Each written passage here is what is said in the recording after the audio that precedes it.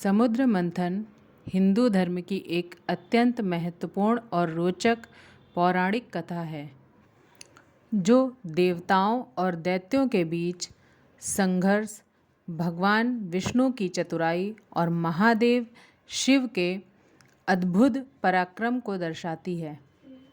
समुद्र मंथन की शुरुआत उस समय हुई जब दैत्यों ने देवताओं से युद्ध में विजय प्राप्त की और उनके पास से स्वर्ग को छीन लिया। जब देवता पराजित हो चुके थे और वे निराश हो गए, उनके पास अपनी खोई हुई शक्ति को वापस पाने का कोई रास्ता नहीं था। इसी दौरान भगवान विष्णु ने उन्हें एक उपाय सुझाया।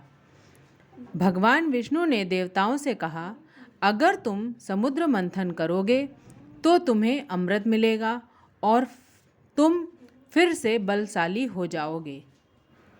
समुद्र मंथन के लिए देवताओं ने और दैत्यों ने मिलकर मंदार पर्वत को मथानी और शेष नाग को रस्सी के रूप में इस्तेमाल किया।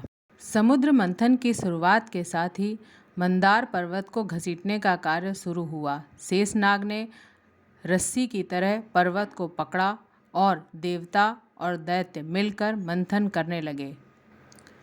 समुद्र मंथन शुरू हुआ और सबसे पहले समुद्र मंथन में एक अत्यधिक खतरनाक विष निकला।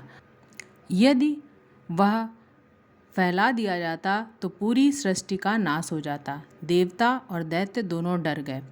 इस विष को भगवान शिव ने पी लिया। विष को पीने के बाद भगवान शिव का गला नीला हो गया और वे नीलकंठ कहलाए। फिर गंगा प्रकट हुई। गंगा को भगवान शिव ने अपने सिर पर लिया ताकि वह पृथ्वी पर जाकर लोगों को पवित्रता प्रदान कर सके।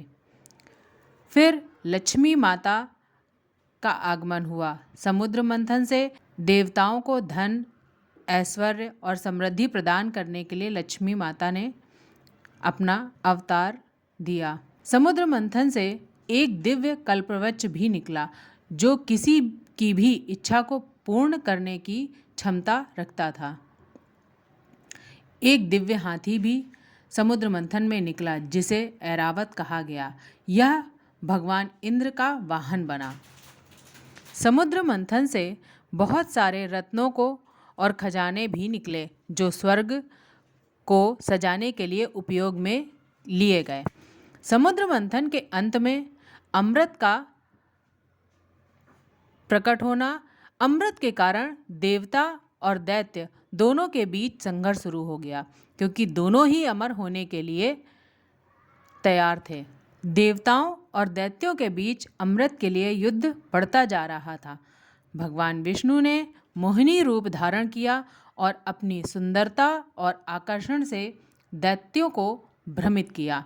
मोहिनी रूप ने दैत्यों को अपने जाल में फंसाया और देवताओं को अमृत प्रदान किया। इस प्रकार देवता अमर हो गए और दैत्य हार गए। इस तरह समुद्र मंथन से न केवल अमृत बल्कि अनेक अन्य चमत्कारी चीज़ें भी निकलीं जो दुनिया को धन, समृद्धि और पवित्रता प्रदान करने वाली थीं। इस कथा से हमें यह शिक्षा मिलती है कि भगवान की कृपा और सही निर्णय से कठिनाइयों का समाधान संभव है।